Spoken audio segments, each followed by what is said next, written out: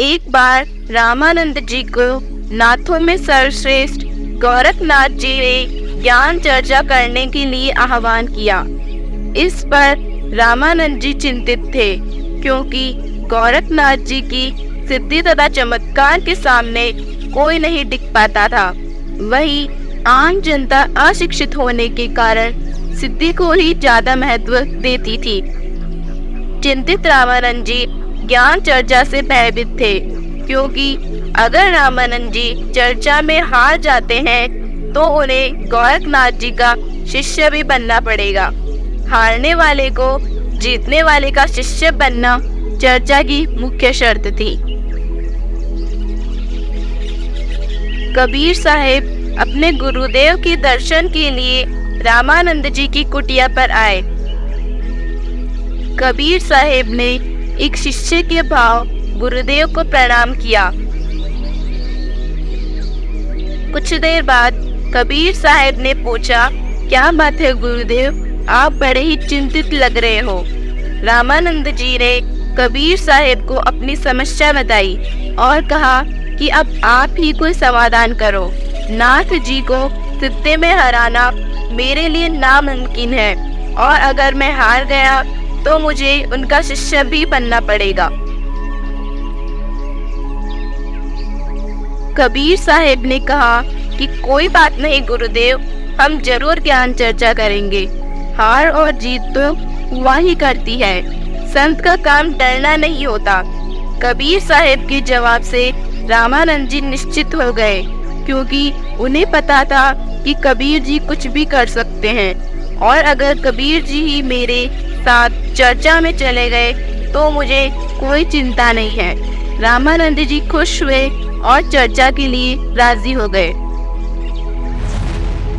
अगले दिन नगर के कई लोगों के बीच गोरखनाथ जी और रामानंद जी का आसन लगा दिया गया।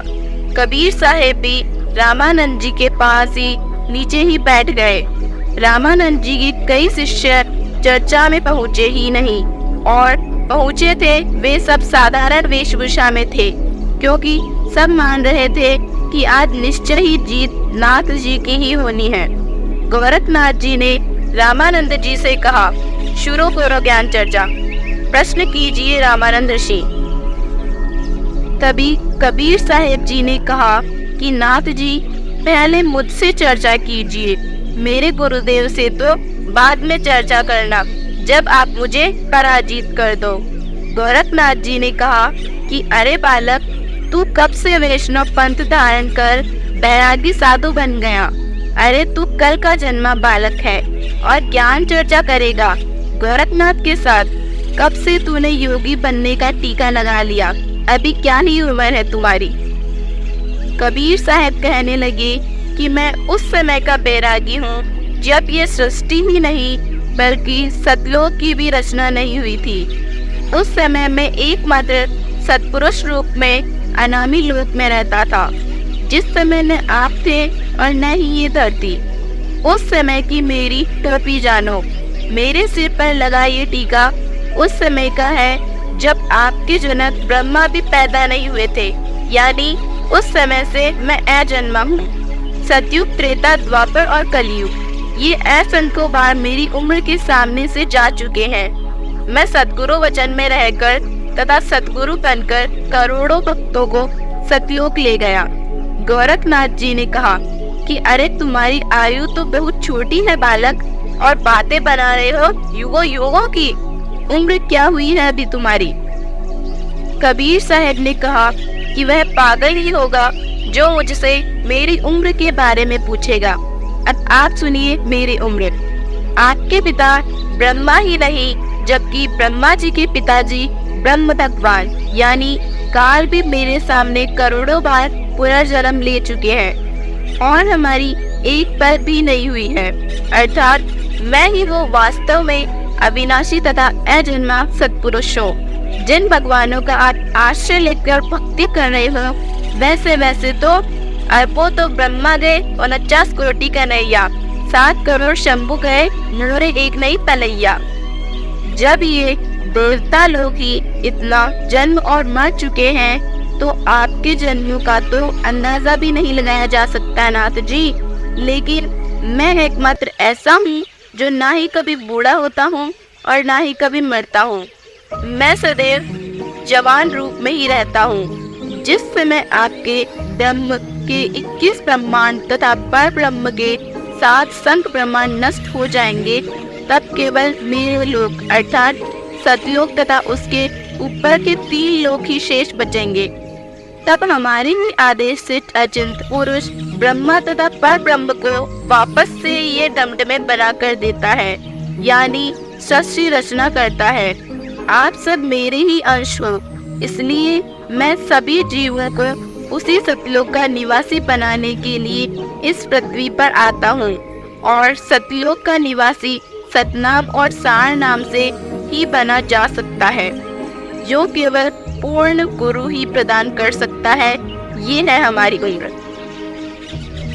गोरखनाथ जी ने देख लिया कि यह बातों में तो बाज नहीं आएगा। तब नाथ जी सिद्धि से अपने स्थान से उड़े और अपने पास गड़े त्रिशूल पर जाकर बैठ गए। गोरखनाथ जी ने कहा, अब आओ मेरे बराबर और करो ज्ञान चर्चा। कबीर साहब ने कहा कि नाथ जी, हमारी चर्चा ज्ञान की चल रही है, ये नाटकबाजी करने की नहीं। अपने ज्ञान से ही प्रश्न जवाब दो। अध्यात्म से जुड़े सवाल जवाब से ही जनता को सद्भक्ति का पता चलेगा। नाथ जी ने कहा कि अगर तुम्हारे पास भी कोई सिद्धि है तो बताओ, मेरे साथ बैठकर बताओ। तब झूठी साधना करवाकर जनता को मूर्ख बना रहे हो। कबीर साहब ने कहा कि सिद्धि दिखाना ज्ञान चर्चा में नहीं आता नाथ जी। कबीर साहब के बहुत कुछ कहने पर भी नाथ जी नीचे नहीं आ रहे थे। कबीर साहब के पास एक सिमटे हुए धागे की लीर थी। कबीर साहब ने धागे का एक छोर पकड़कर रील को आसमान की तरफ उछाल दिया। पूरा धागा खुलकर लगभग 150 फीट तक की ऊंचाई तक उसका अंतिम छोर पहुंच गया। कबीर साहब वहां से उड़े और धागे के ऊपर वाले छोर पर जाकर बैठ गए। गोरखनाथ जी चौंक गए। कबीर साहब ने कहा कि आइए नाथ जी, अगर मेरे साथ चर्चा करनी है तो मेरे बराबर आइए। गोरखनाथ जी में भी इस प्रकार की सिद्धि थी। नाथ जी वहां से उड़कर जाने लगे तो एकदम से नीचे ही आकर टिक गए। गोरखनाथ जी अब सिद्धि चलाने में असमर्थ थे। कबीर साहब के सामने उनकी सिद्धि फैल हो चुकी थी। गोरखनाथ जी समझ गए कि समर्थ के सामने उनकी सिद्धि काम नहीं कर सकती। गोरखनाथ जी ने कहा कि हे कबीर जी, आप नीचे आइए, मैं आपकी शक्ति जान गया हूँ, लेकिन मुझे ये बताइए कि आप कौन से लोक से आए हैं, कौन सी शक्ति है आप। कबीर साहब जी नीचे आ गए। कबीर साहब ने कहा कि हे अवधूत गोरखनाथ जी, मैं उस अविगत स्थान सतलोक से चलकर आया हूँ, जिसकी गति कोई भी नहीं जान सकता। मेरा जन्म नहीं हुआ है। मैं स्वयं अपनी शक्ति से बालक रूप धरकर लहर तारा तालाब में कमल के फूल पर अवतरित हुआ हूँ। मेरा शरीर भी आपके जैसे रक्तचाम का नहीं है। मेरा शरीर एकमात्र नूर तत्व का है। सर्व सृष्टि का माता और पिता मैं ही हूँ, क्योंकि जिस पूर्ण परमेश्वर का नाम कबीर है वो मैं ही हूँ। आपका ज्योति निरंजन काल ब्रह्मा भी मेरा ही जाप करता है। मेरे उस सतलोक में वही जा सकता है जिसके बाद सतनाम और सारनाम होता है। हे नाथ जी, यह मोक्ष की विधि मैंने आपको बताई है, इसे और कोई नहीं जानता। एकमात्र सतनाम प्राप्त प्राणी ही जानता है। आप तो न जाने कितनी बार मर और जन्म गए हैं। अब अगर आपको मैं नहीं मिलता तो आपके अगले जन्मों से आप भी 84 लाख प्राणियों में जाने को थे, क्योंकि आपके काल ब्रह्म भगवान को 1 लाख मनुष्य खाने का श्राप लगा हुआ है। इसलिए ये आपको इतने प्राणियों में केवल एक मानव शरीर देता है। ये नहीं चाहता कि आप सतलोक जा पाओ और इस काल के लोक से मुक्ति पा पाओ।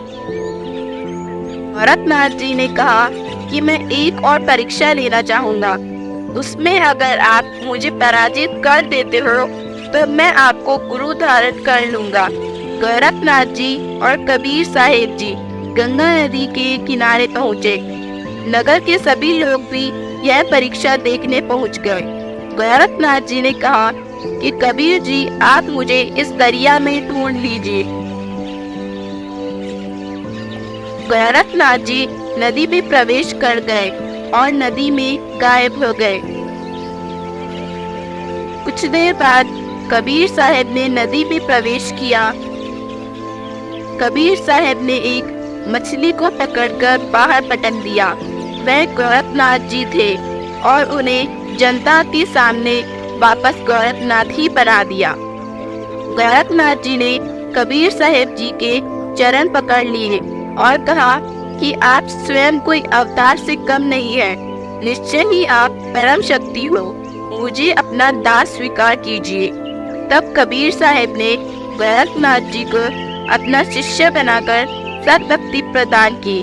उसी ज्ञान से गोरखनाथ जी दुनिया में सबसे विद्वान ज्ञानी कहलाए।